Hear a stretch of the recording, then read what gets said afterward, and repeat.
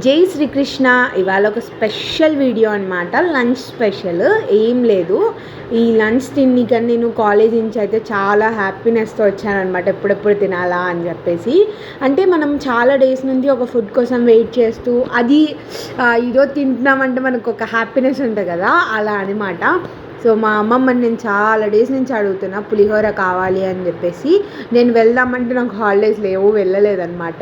So అందుకోసం నేను అడుగుతున్నానని చెప్పి మా అమ్మమ్మ ఏం చేసిందంటే పులిహోర పులుసు చేసి మా మామతో అయితే పంపించిందనమాట.